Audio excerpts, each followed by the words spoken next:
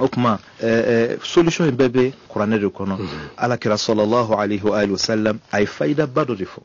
o faida aklala ka kangarda ko mo kana dogo ni bora kalama o konnan jiya kama mbafo kumi yerenya ba makhtutatu la nya ko rochugan bolla sebelu amadu negere nini Sheikh Sidi Muhammad Mukhtar el Kunti min kaburu be Tombouctou aka kala nendo de konnan jiya nyinafe akoye yang sheikhude ambe edifle kase Allah subhanahu wa ta'ala ma okuma kama na gwancha ma ne benela konna filicha ma ne benela mbafe ika walanda do faranyogonga ku dia ni mununke meseka Allah subhanahu wa ta'ala soro meseka jien here soro kase ka lahara here fana soro donc aye faida chama le sebe faida dode ako an rasulillahi sallallahu alaihi wa sallam ko ala kira kuma yimenana ala neman kishibai kira ko man kanat lahu hajatun inda Allah ma huma ni magubila ka se alama falyusbighu alwudu ikaselita ka dafa summa yaqifu fi mawdi'in ibisura katayorola la yarahu ahad mati koro ibisaga daso ko idala webi ka biro daso ko idala ibi yangaraya mate iye yoromi kibe soroka joko nani seli salam blako kele joko nani salamu blako kele joko folo al-fatiha ko fe qul huwa allah ahad 10 maratin shaitan joko folo shaitan wa fi thaniya 20 marra fatiha ko fe joko sabana fatiha ko fe shin bisaba joko nani na fatiha ko fe qul walau shin binan donc abdam netana muga bisaba binan akila alhaji yo befamu okuma koni salam bla ibe soroka qul huwa la ahad ibo kala shin bidu ni salam bla ibe kala qul huwa la kala shin bidu asoroka astaghfirullah ke ani allahumma salli ani la hawla wala quwwata illa billahi al-azim qul huwa la beke shin bidu ni qul huwa la shin bidu ke ibe soroka astaghfirullah ibo ke shin keme kuma famna ibi soroka allahumma salli ala muhammad wa ali muhammad ibo fanake shiekeme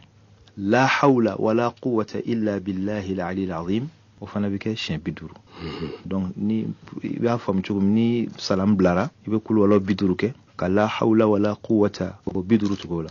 ka soroka astaghfirullah keme allahumma salli keme bisekaka joko nani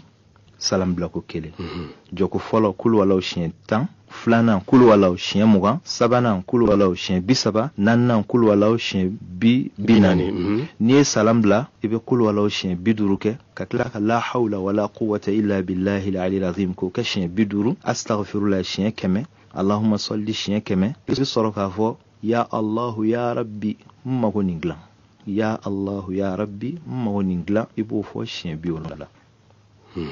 ala kirako sallallahu alaihi wa alihi wa sallam ina fo kunti ya laka li chugamina ko kirako ola man salla hadhihi as-salah kuni yeni selinke nin chugoina wakkala Allah 100,000 malakin yaktubuna lahu al-hasanat wa yarfa'una lahu darajat ila 70 sana ba'da mawtihi ala bin malaka wa kamabla uluka to ka barajin sebeye ka daraja dima imana safana sambi wolumla ubetuyiko ubika barajin sebeye wa yaktubuna lahu thawaba 1000 hajja hiji wa kelin baraji be dima o tabani tuguni o kofa ala kira sallallahu alaihi wa alihi wasallam ako mamunun ulufana be alaka arshu koloshi ulube do kiye ijigin don folo kaburu konnala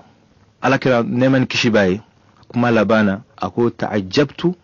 fi man la yusalli hadhihi as-salah ako ne kira be kabako ya malam ma min manani kuma imme katla ka dese ki banka ni selinke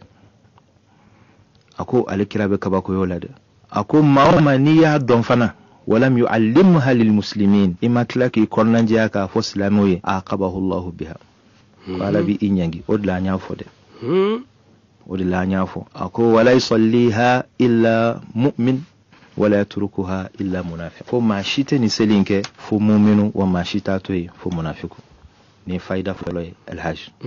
mais yoromina ni ko ika haja ni ibofo ala magoni ngala iko shin biwolon vla mago ere noni abe fo wa awo sisan i mangene ni na influence ba ho ya Allah ya rabbi nkene ya Allah ya rabbi nkene fo shen bi la wala ma fanta bi la ya Allah ya rabbi nso ni be fenyi ni kana fitini ni ala fede ya me a chamba le babulu ni a chamba fono so jingono jota kuma ka chanda e ba afo ani limania ala kan son ani limania nyota ala kira do uke Allahumma a'tina wala tahrimna ala an son kana anje zidna wala tankusna ala anjidi kana dobwana yani fembe nyuma hanna chayara nani limania do foi mache meni limania le teo de fitna ala kan kishi kapo ami mais ni noni ni kunti yeni ndita abena funya leka athawiye est-ce que anno do sura rodo la ni hadisa ina wa awo ni ne reklala ka recherche ga tuguni ka klaka ye kitabu kenamona Allahu akbar awo ni recherche ke nyaay kitabu kenamona